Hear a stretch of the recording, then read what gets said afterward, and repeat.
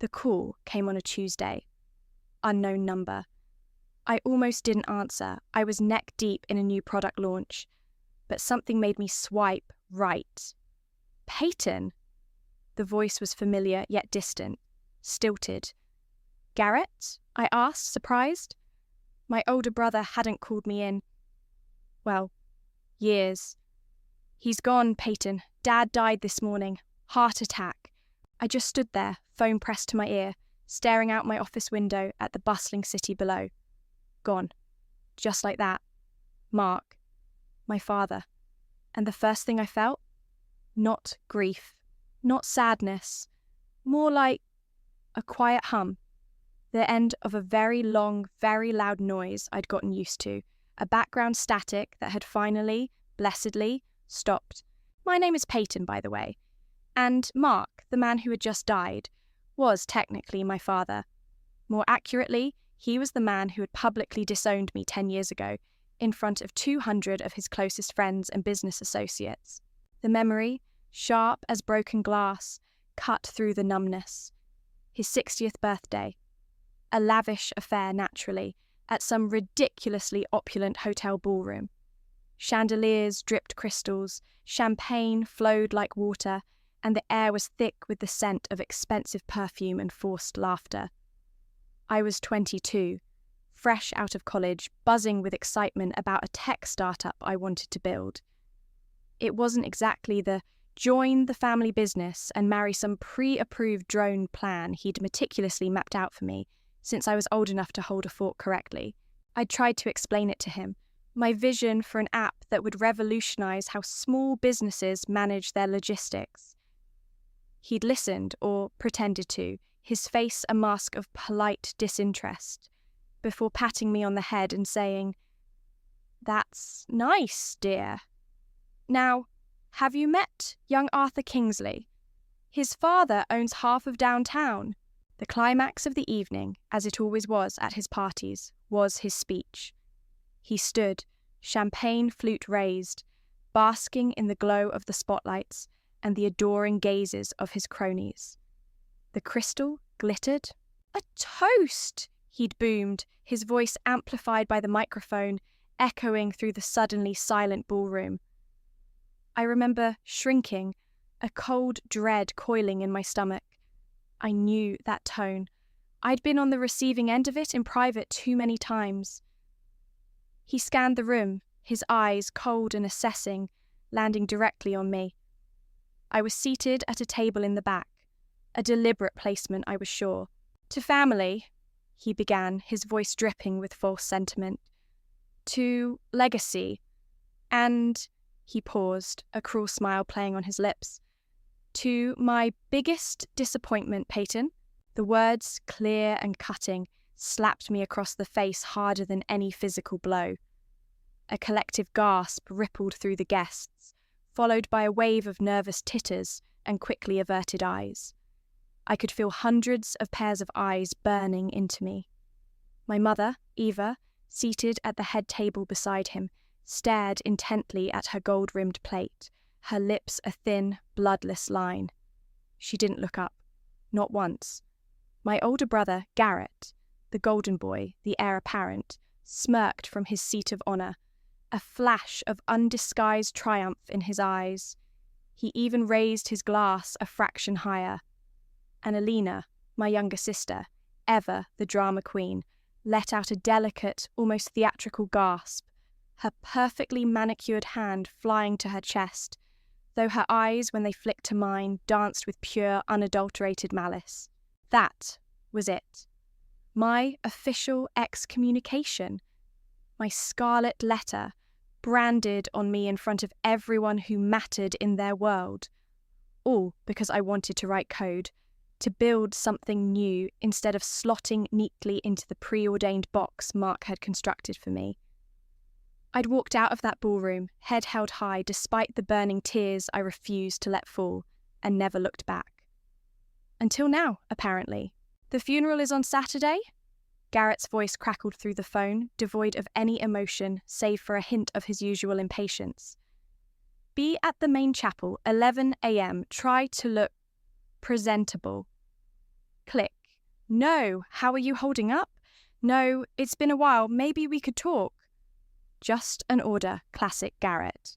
So, no, grief wasn't exactly knocking down my door, but a summons to the funeral? That was inevitable. The thought of seeing them all, of enduring their fake sympathy, their whispered judgments behind cupped hands, made my stomach churn. Eva, with her sad, reproachful eyes that always seemed to blame me for the chasm in our family. Garrett, already puffing his chest out, no doubt practicing his solemn grieving son and heir apparent routine. And Alina. Alina would be a sight to behold, probably already coordinating her mourning outfit to be the most tragically chic, ensuring all eyes were on her, even at her own father's funeral. I hung up and immediately called Lexi, my best friend and business partner, the one person who'd seen the raw, ugly fallout of that night, who'd picked me up, dusted me off, and believed in my silly little app when no one else did. "He's dead," I said, no preamble needed. Lexi was silent for a beat. Then, her voice warm and steady. "Wow. Okay. First things first, how are you?" "Numb. Annoyed, obligated," I listed, pacing my office. "Garrett just called. Funeral's Saturday. You don't have to go, you know," she said gently. "You don't owe them anything, P." "I know. Logically, I know." I sighed, stopping at the window again. "But I think I do. Not for them. God, no. Not for them, for me. Like closing a really, really awful book. The final chapter, you know?"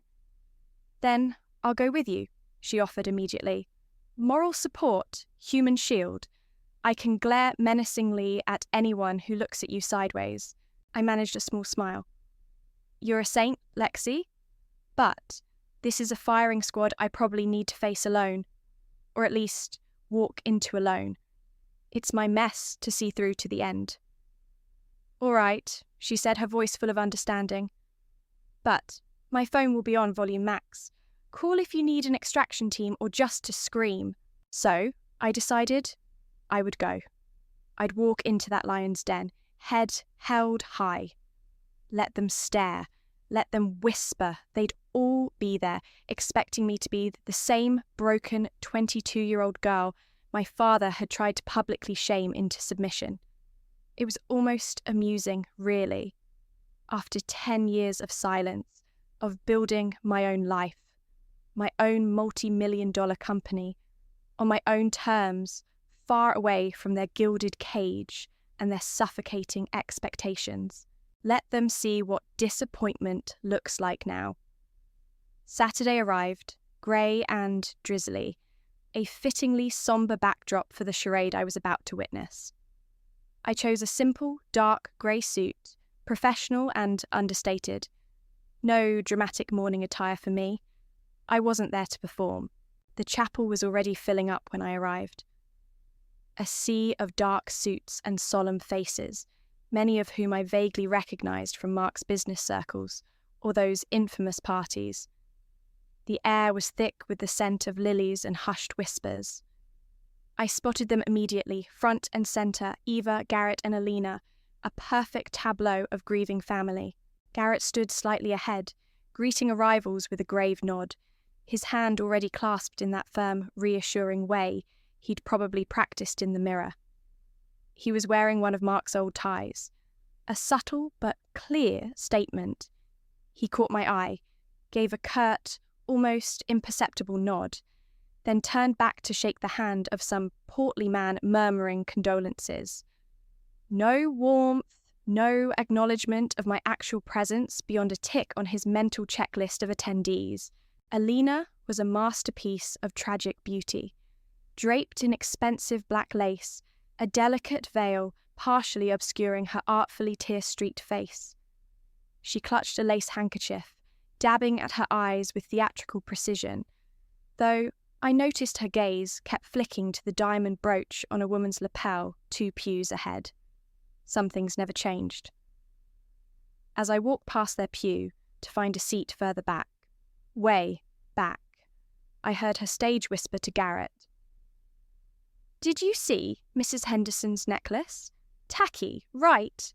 For a funeral? Garrett just grunted, too busy playing the bereaved son. Ava sat ramrod straight, her face pale and drawn. She saw me. I know she did. Our eyes met for a fraction of a second before hers skittered away, landing on her tightly clasped hands in her lap.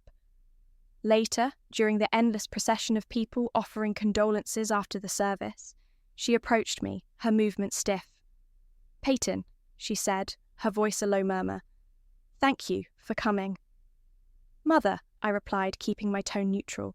He would have appreciated it," she added, not quite meeting my eyes. Appreciated it? The man who called me his biggest disappointment. I doubted that very much, but I just nodded. What else was there to say? She offered a weak, trembling smile that didn't reach her eyes, then turned away as someone else approached her. No hug, no "how are you?" Just the bare minimum. I felt like a ghost, an unwelcome spectre at their carefully curated mourning party. I kept to myself, observing. The eulogies were predictable, painting Mark as a titan of industry, a pillar of the community, a devoted family man. I had to suppress a bitter laugh at that last one. Garrett even gave a short, choked-up speech about following in his father's formidable footsteps, his voice cracking with just the right amount of emotion. Oscar-worthy, truly. As people milled about after the service, sipping lukewarm coffee and nibbling on sad little biscuits, I overheard snippets of conversation. Such a shock. Mark was a rock. Garrett will take over, of course. He's been groomed for it. And then, from a woman I vaguely remembered as one of Alina's vapid socialite friends, "Can you believe she showed up after all these years?" The nerve. Her companion tittered. So, my status as family pariah was still firmly intact. Good to know. It wasn't a surprise, but hearing it so blatant, so casually cruel, still stung a little, like poking an old bruise. I was about to make my escape, to slip out unnoticed and leave them to their performance, when a distinguished-looking older gentleman approached me. He had kind eyes but a formal demeanour. "Miss Stanley?" he inquired, his voice quiet but firm. "Yes, I am Timothy Hicks, your father's attorney." He extended a hand, which I shook. His grip was dry and cool. "Mr. Hicks," I acknowledged. I'd heard his name mentioned over the years, the long-standing family lawyer. "My condolences on your loss," he said, a standard phrase delivered with professional courtesy. "Thank you." He paused, then continued. "I am afraid I must request your presence at the reading of your father's will. It is scheduled for next Thursday, 10 a.m. at my offices." I blinked. "My presence? Are you sure?" "Quite sure, Miss Stanley," he affirmed, his expression unreadable.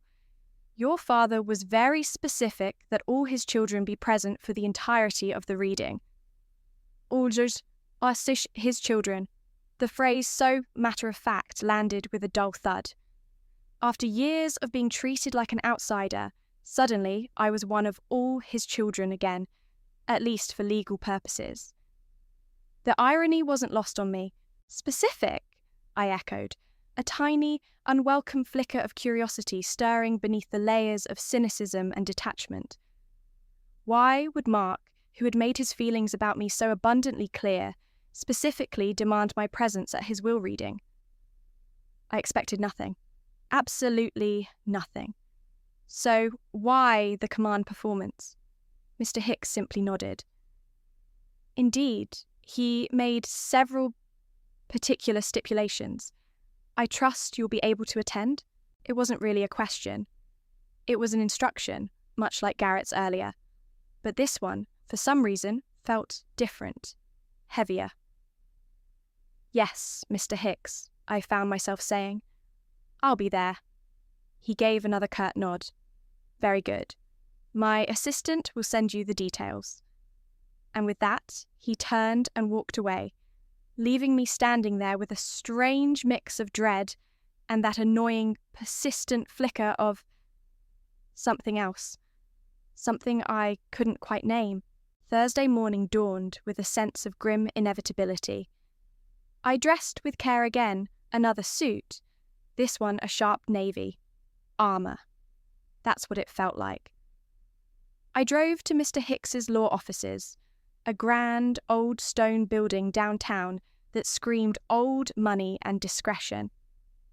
The kind of place where fortunes were made, divided, and probably, frequently fought over.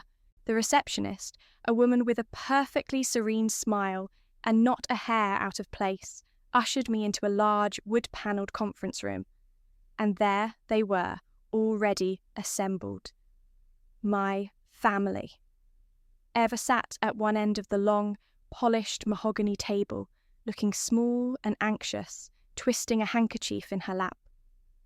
Garrett, naturally, had taken the seat at the opposite end, the de facto head of the table, radiating an almost unbearable smugness. He was tapping his pen impatiently, like a king waiting for his coronation. Alina was perched on a chair beside him, flipping through a fashion magazine she'd brought, occasionally sighing dramatically as if the whole tedious affair was beneath her. She shot me a look that was pure disdain mixed with a flicker of something I couldn't quite decipher, maybe annoyance that I was even there to witness her impending triumph. "Payton," Garrett said, his voice a low drawl, not bothering to stand. "Glad you could make it. Wouldn't want to hold things up." Alina didn't even look up from her magazine, just sniffed. "Let's get this over with. I have a lunch reservation." Eva offered me a watery, nervous smile. "Hello, dear." I simply nodded at them all and took a seat as far away from them as possible near the door. The silence in the room was thick, broken only by the rustle of Alina's magazine pages and Garrett's rhythmic pen tapping. You could practically taste the anticipation. Their anticipation, anyway. I felt nothing but a weary resignation. I was here to play my part, to be the dutifully summoned outcast, and then I could finally, truly, wash my hands of them all. Mr. Hicks entered, carrying a thick leather-bound folder. He exuded an air of calm professionalism that was a stark contrast to the simmering tensions in the room. "Good morning," he said, his voice neutral as he took his seat at the head of the table, placing the folder squarely in front of him. "We are all present, so we shall begin. This is the last will and testament of Mark." He paused, then continued. "Your father?" He cleared his throat and began to read. The initial part was exactly what I expected. Dry, legalistic language. A few sentimental trinkets bequeathed to distant cousins I barely knew. Aunt Mildred got the antique clock, Uncle George the collection of ship-in-a-bottle models. Standard stuff. Then came Eva. She was to receive the penthouse apartment, a generous lifelong stipend, and a portfolio of blue-chip stocks. Enough to keep her in comfort for the rest of her days. She let out a small, shaky sigh of relief, dabbing at her eyes with her handkerchief. Garrett nodded approvingly, a small, satisfied smile playing on his lips. This was all going according to plan. His plan, clearly. He was next, undoubtedly. The lion's share, the keys to the kingdom, Stanley Enterprises, the family legacy. He leaned forward slightly, his eyes fixed on Mr. Hicks, a predatory gleam in them. Alina, meanwhile, had finally put down her magazine and was now examining her nails, feigning boredom, but I could see the impatient twitch in her perfectly sculpted eyebrow.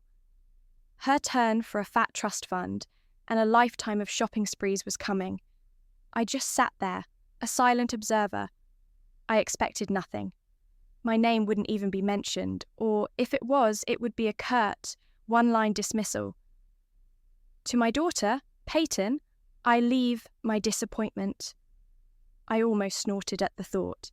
Mr. Hicks read on, detailing various charitable donations, bequests to old business partners, loyal household staff, all predictable, Normal. Garrett's smile widened. He was practically vibrating with anticipation. He even adjusted his tie, as if preparing to stand and make an acceptance speech. Then Mr. Hicks reached the end of a page. He paused. He took a sip of water from the glass beside him. The silence stretched. Garrett's smile faltered slightly, a flicker of impatience crossing his face. "Is that it for the preliminaries?" Garrett asked, his voice a little too eager. Mr. Hicks looked up, his gaze steady. He cleared his throat, a small, almost imperceptible sound that somehow amplified the sudden, suffocating tension in the room. "Not quite, Mr. Stanley," he said, his voice calm but with an underlying note that made the hairs on the back of my neck stand up. He reached into the folder and pulled out a separate, thinner sheaf of papers, distinct from the main document. They were handwritten on what looked like Mark's personal stationery. "And now," Mr. Hicks announced, his voice resonating in the suddenly deathly quiet room, "we come to an addendum, a significant handwritten amendment Mr. Stanley made in his final year, which he instructed me to read only after the preliminary bequests had been addressed." Garrett's smug expression froze. Alina finally looked up, her eyes wide with surprise, a frown creasing her brow. Eva gasped, her hand flying to her mouth. An addendum, handwritten in his final year. My heart, which had been beating with a slow, steady rhythm of indifference, suddenly gave a hard, painful thud against my ribs. What on earth had Mark done? Mr. Hicks adjusted his glasses, the silence in the room so profound I could hear the faint hum of the air conditioning. He began to read from the handwritten pages, and it was like Mark himself was speaking, his voice sharp, clear, and utterly uncompromising, even from beyond the grave. "To my children," Mr. Hicks read, Mark's familiar, authoritative tone echoing in the sterile conference room. "I have spent my last few years not merely existing, but observing, watching, and what I have seen has compelled me to make these adjustments." A chill snaked down my spine. Observing? What had he been observing? Mr. Hicks continued, his voice unwavering. "Let us begin with my son, Garrett." Garrett, who had been frozen in a state of surprised indignation, now straightened up, a flicker of his old arrogance returning. He probably thought this was some sentimental add-on, a final fatherly word of advice before the big prize was handed over. Oh, how wrong he was. "Garrett," Mr. Hicks read, Mark's words cutting through the air like a scalpel. "You have always seen yourself as the heir apparent, the natural successor to everything I built. You have enjoyed the title, the prestige, the access. But entitlement is not competence, and loyalty is not a one-way street." Garrett's face began to change. The smugness was rapidly draining away, replaced by a dawning confusion, then a flicker of alarm. "For the past 3 years," Mr. Hicks continued, his voice steady, "I have been aware of certain irregularities within the accounts of the Stanley Holdings subsidiary, Innovest Properties. Irregularities that, upon closer, private investigation, revealed a consistent and deliberate pattern of embezzlement. Funds siphoned off Garrett by you." The room went deathly quiet. You could have heard a pin drop. Garrett's face, just moments before alight with greedy anticipation, was now rapidly turning a ghastly shade of pale. His mouth opened slightly, as if to speak, but no sound came out. Mr. Hicks didn't pause. "The investigation, which I commissioned privately, was thorough. We have copies of transactions, offshore account details, sworn statements from individuals you believed were your confidants.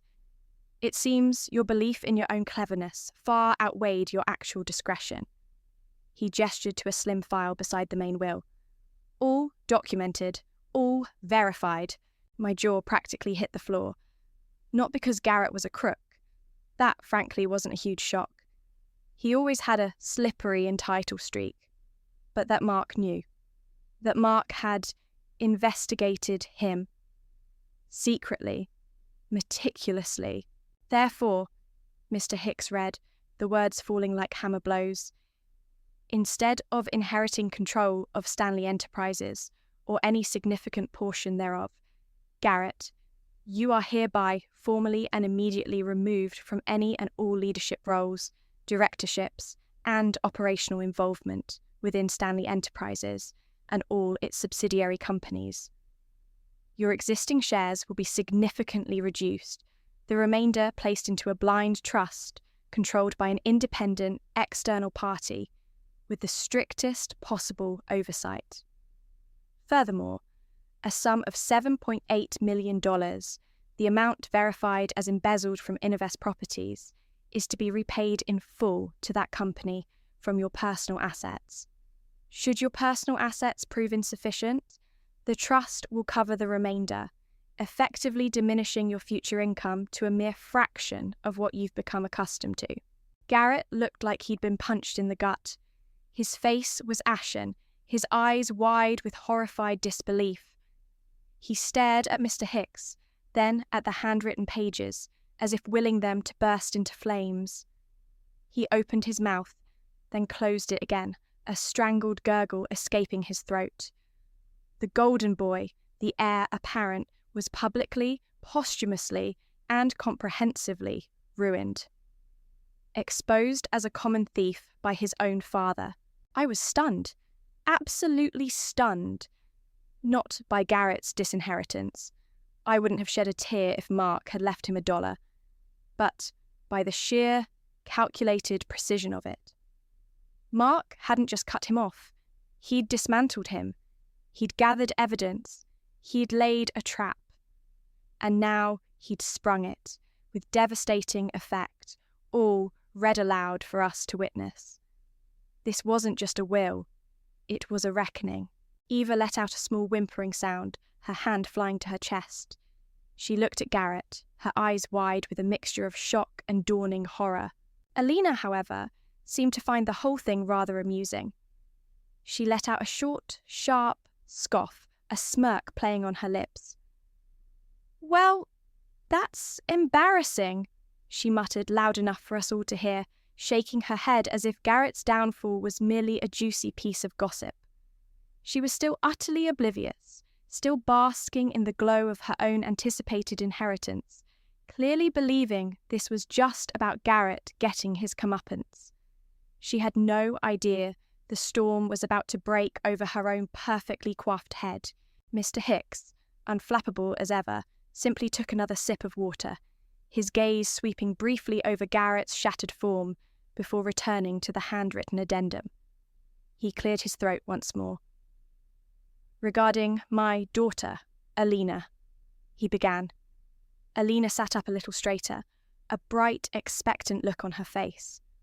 Finally, her turn. "Regarding my daughter, Alina," Mr. Hicks repeated, his voice as dispassionate as if he were reading a grocery list. Alina preened, a small, self-satisfied smile gracing her lips. She probably expected a glowing tribute to her charm and beauty, followed by the announcement of a trust fund that would keep her in Chanel and champagne for life. "Alina," Mr. Hicks read, Mark's words now taking on a tone of weary exasperation. "Your life, thus far, has been a testament to extravagance, funded entirely by me. Your understanding of fiscal responsibility is, to put it mildly, non-existent.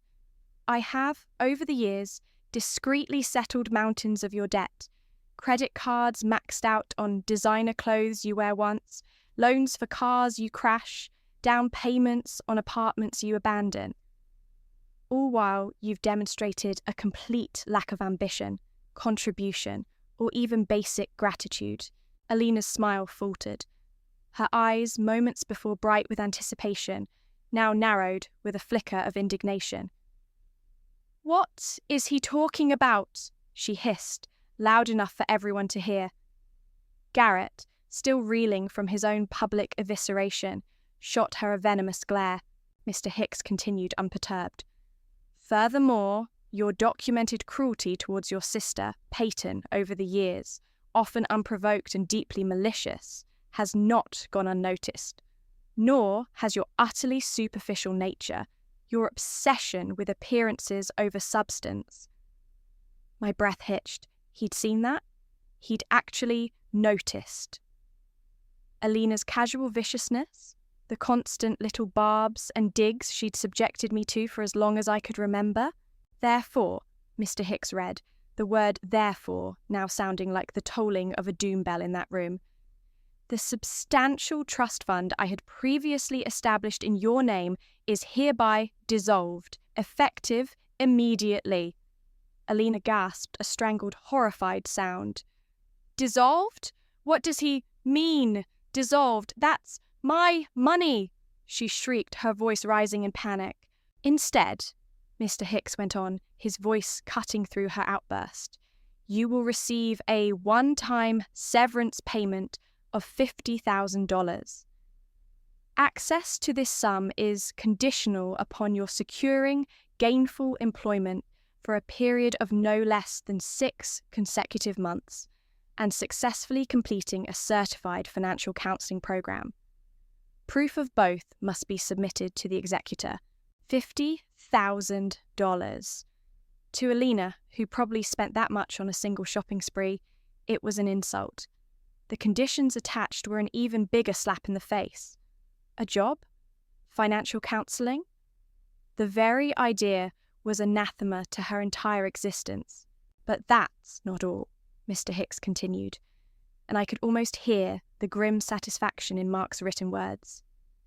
The sports car currently registered in your name, the collection of designer handbags and couture clothing valued at over $200,000, and the minor pieces of art you've collected, all purchased with funds I provided, are to be professionally appraised and liquidated.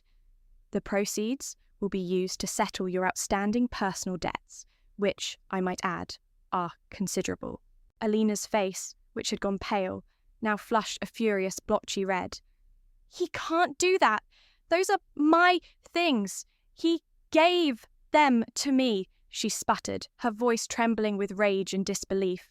And as for your much-publicised charity work, Mr. Hicks read on, a new layer of ice in Mark's tone, the Alina Stanley Children's Literacy Fund, which my private investigator discovered has seen more funds spent on lavish fundraising galas for your friends than on actual books for children. The significant portion of my estate I had once earmarked for your control of this endeavour will instead be redirected. The full sum will be donated directly to 3 pre-vetted, legitimate children's literacy charities to be administered by an independent philanthropic advisor. My God, a private investigator. He'd hired a PI, not just for Garrett, but for Alina too. He'd been digging into their lives, uncovering their deceptions, for years. The level of premeditation was staggering. Alina looked like she was about to spontaneously combust. Her perfectly made-up face was contorted in an ugly mask of fury and humiliation. Her world, built on a foundation of lies, entitlement, and her father's seemingly endless supply of cash, was crumbling around her, brick by expensive brick. Then, Mr. Hicks turned a page, his gaze briefly flicking towards Eva, who was now openly weeping, her shoulders shaking. And Eva, Mr. Hicks read, his voice softening almost imperceptibly, though Mark's words remained firm. My dear wife, your passive acceptance of our children's egregious behaviours, your willful blindness to their true natures, and most painfully, your failure to stand by Payton when she needed your support, have been a source of profound disappointment to me in my later years. Eva let out a heartbroken sob, burying her face in her handkerchief.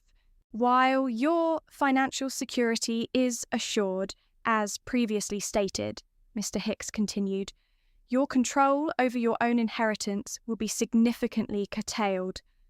The bulk of your assets will be placed into a managed trust, administered by an impartial professional trustee.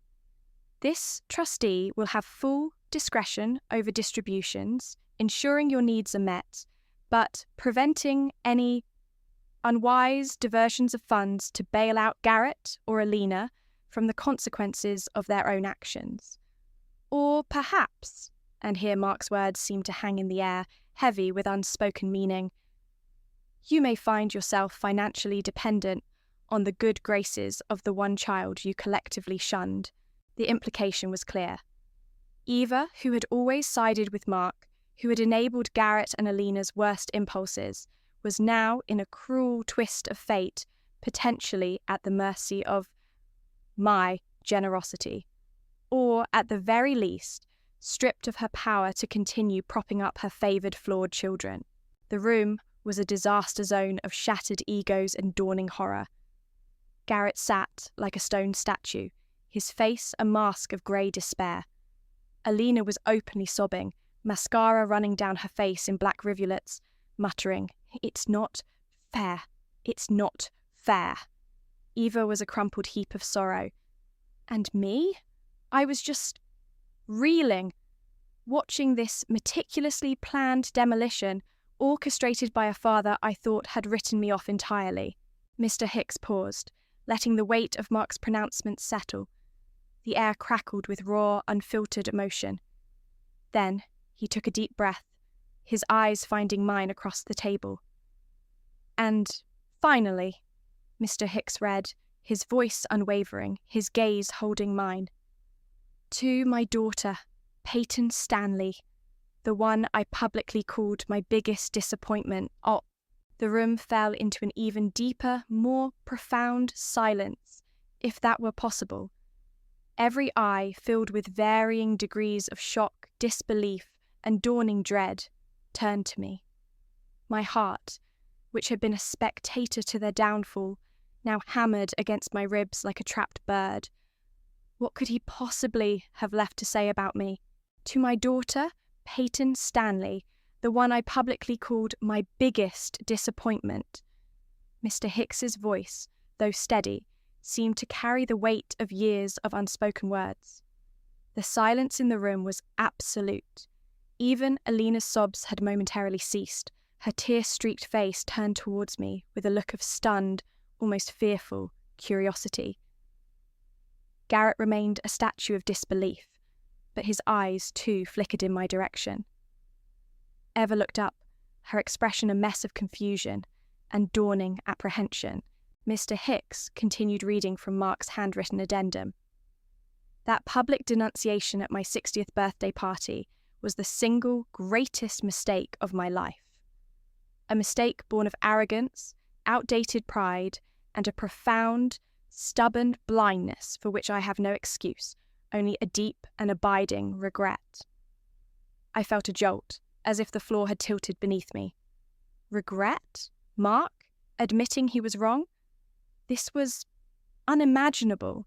In the years that followed, Mr. Hicks read, Mark's voice now imbued with a sincerity that was utterly disarming. I watched you, Payton.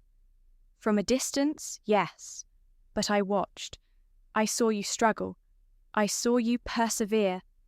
I saw you build something remarkable from nothing but your own intelligence, your own grit, your own unwavering belief in a vision I was too foolish to comprehend at the time. You asked for nothing. You expected nothing. You simply did. And with each success, each milestone you achieved entirely on your own, my admiration for you grew, eclipsing the foolish pride that had driven me to cast you out. My throat tightened. I could feel tears pricking at the corners of my eyes, tears I furiously blinked back. This wasn't happening. This couldn't be real. You, Payton, Mr. Hicks continued, the words resonating with a father's belated, heartfelt pride, are the one who truly embodies the strength, the integrity, and the innovative spirit I always claimed to value. You built your success honestly, through hard work and sheer brilliance, while your siblings, Garrett and Alina, feasted on my legacy, lied to my face, and plotted to carve up what they believed was rightfully theirs, without ever understanding the effort it took to build it in the first place. A choked sound escaped Garrett. Alina stared, her mouth agape, fresh tears welling. "Therefore," Mr. Hicks announced, and this "therefore" felt different. Not like a judgment, but like a pronouncement, a restoration. "It is my will, my final and most considered decision, that the bulk of my remaining estate, including all personal property not otherwise bequeathed, all liquid assets, and, most significantly, the controlling interest in Stanley Enterprises, and all its holdings, along with the family home on Willow Creek Lane, be left entirely and without encumbrance to my daughter, Payton Stanley." The words hung in the air, electric, controlling interest, the family home. Everything. It was like a bomb had gone off in the room, but a silent one, the shockwave hitting us all with physical force. Garrett made a strangled noise, a sound of pure, unadulterated fury and disbelief. He surged to his feet, his face puce. "No, that's impossible. It's a mistake. It's a lie." Alina let out a wail, a raw, animalistic sound of utter desolation. "Everything? She gets everything? After what he said?" Eva just stared, her face ashen, her eyes wide and vacant, as if she couldn't comprehend what she was hearing. Mr. Hicks, calm amidst the erupting chaos, simply placed a small, sealed envelope on the polished table in front of my seat. "Your father also left this for you, Payton. A personal letter. He instructed it be given to you at this time." I reached out a trembling hand and picked it up. It was heavy, Mark's familiar, bold handwriting addressing it simply to Payton. The room descended into pandemonium. "This is a fake," Garrett roared, his voice cracking. He wasn't looking at me, but at Mr. Hicks, his face contorted with rage. "She manipulated him. She must have. He was old. He was sick. I'll contest this. I'll sue. Mr. Stanley," Mr. Hicks interjected, his voice rising slightly to cut through Garrett's tirade, calm but utterly firm. "Your father anticipated such a reaction. He took every conceivable precaution to ensure this addendum is ironclad. There is a medical affidavit, signed by 2 independent physicians, confirming his sound mind and full mental capacity at the time of this amendment.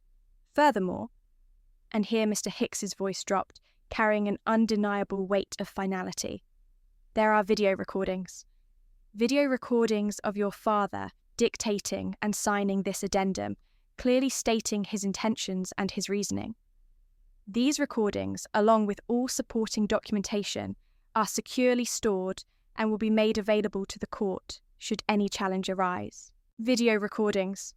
The fight visibly drained out of Garrett. His shoulders slumped. His face, moments before flushed with rage, turned a deathly pale.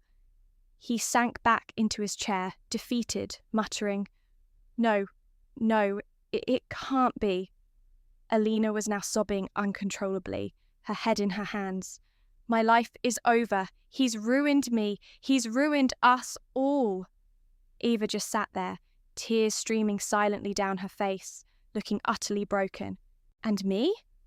I clutched the letter, my mind reeling, vindicated, overwhelmed, stunned into silence by the sheer, shocking audacity of my father's final act. He hadn't just apologized. He'd handed me his entire world, his legacy, the very thing he'd once accused me of being unworthy of. It was a gesture so monumental, so completely unexpected, it was almost impossible to process. The weight of it, the implications, were staggering. My father, the man who had publicly shamed me, had, in his final act, given me everything. And in doing so, he'd brought the carefully constructed worlds of my brother and sister crashing down around them. The lawyer's office erupted. Garrett, his face a mask of disbelief, transforming into pure, unadulterated fury, slammed his fist on the mahogany table. "This is an outrage, a travesty. He was clearly not in his right mind. She's poisoned him against us. Alina, her mascara-streaked face a grotesque parody of grief, shrieked, "He can't do this! It's not fair! Payton gets everything! After she abandoned this family, after she spat on everything he stood for." She pointed a trembling, accusatory finger at me. You did this somehow! You conniving little witch! Eva, her voice barely a whisper, pleaded. "Payton, dear, there must be some mistake. He didn't mean all this. Surely we can sort this out. For the family." Her eyes, red-rimmed and desperate, searched mine for any sign of concession, any hint that I would undo this cataclysm. I just looked at them. Really looked at them. Their masks, so carefully constructed for years, had shattered, revealing the raw, ugly greed and desperation beneath. Garrett, the golden boy, now a cornered, snarling animal. Alina, the pampered princess, reduced to a screeching harpy. Eva, the gentle matriarch, now a pleading, broken woman, still trying to smooth over the abyss that had just opened at their feet. Mr. Hicks, ever the professional, calmly gathered his papers. The terms of the will are clear and, as I've stated, exceptionally well documented. I suggest you all take some time to process this. My office will be in touch regarding the next steps in the probate process. He gave a slight nod towards me. Miss Stanley, perhaps we can schedule a separate meeting early next week? I found my voice, a strange, cold calm settling over me. Yes, Mr. Hicks. That would be fine. Later that day, alone in the quiet sanctuary of my apartment, the city lights twinkling far below, I finally opened Mark's letter. My hands trembled slightly as I unfolded the heavy stationery. His familiar, bold handwriting filled several pages. It wasn't just an apology. It was a confession. A raw, painful outpouring of regret for the years of misunderstanding, for the pride that had blinded him, for the pain he had inflicted. He wrote about watching my company grow, about reading articles about my innovations, about the quiet, grudging respect that had slowly, painstakingly turned into genuine pride. He admitted he'd been too stubborn, too set in his ways to ever say it to my face while he was alive. "I was a fool, Payton," one line read, the ink slightly smudged as if a tear had fallen there. "A damn fool. You were the strong one all along. You were the one who truly understood what it meant to build something real." The letter also contained more details, things he hadn't wanted in the public record of the will, but felt I needed to know. More about Garrett's shady dealings, including a near-disastrous illegal stock tip he'd acted on, which Mark had quietly cleaned up to avoid a public scandal that would have tainted the family name. And Alina? He detailed how she'd not only been cruel to me, but had actively spread rumours about me within their social circle after I left, painting me as unstable and ungrateful, further cementing my ostracisation. He'd even included copies of emails from Alina to some of her friends, filled with petty, vicious lies about me. He wanted me to see the full picture, he wrote, to understand the depth of the toxicity I had escaped and the reasons behind his drastic final actions. A few days later, after the initial shockwaves had subsided, but before the full legal and social fallout had truly begun, Eva called.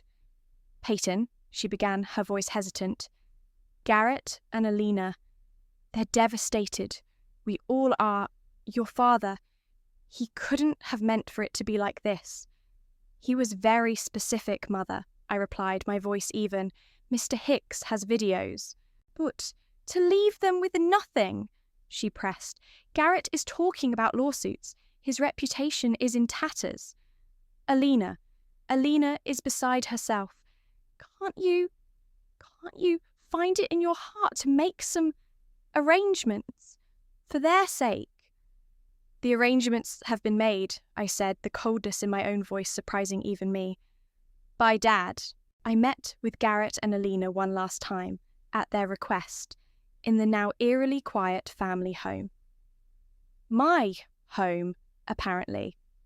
They tried different tactics. Garrett attempted bluster, then threats of legal battles that would drag on for years. Alina tried tears, then a sudden, unconvincing attempt at sisterly reconciliation. "We can put this all behind us, Payton," Alina sniffed, dabbing her eyes. "We can be a family again." I looked at them, these two people who had made a sport of my pain for years. I thought of Mark's letter, of the copied emails detailing Alina's lies. "Alina," I said, my voice quiet but firm, "Dad also left me some of your correspondence. The emails you sent to Tiffany and Chloe after I started my first company. The ones where you called me a delusional charity case and said I'd come crawling back in months." Alina's face went white. Garrett, who had been about to launch into another tirade, stopped dead. "He knew," I continued, letting the words sink in. "He knew it all." The fight went out of them then. The realization that their father hadn't just been an oblivious old man, but an active, silent observer and chronicler of their deceit, was the final, crushing blow. News of the will's contents, as these things always do in their circles, began to leak. The whispers started, then grew into a roar. Garrett's business associates, already wary of his reputation, began to distance themselves rapidly. His lines of credit dried up. Alina's so-called friends, the ones who had flocked to her because of her money and status, vanished like mist in the morning sun. Her invitations dwindled. The life they knew, the one built on Mark's money and their own carefully constructed lies, was turning to ash around them. The revenge, orchestrated with such devastating precision by my father, was complete.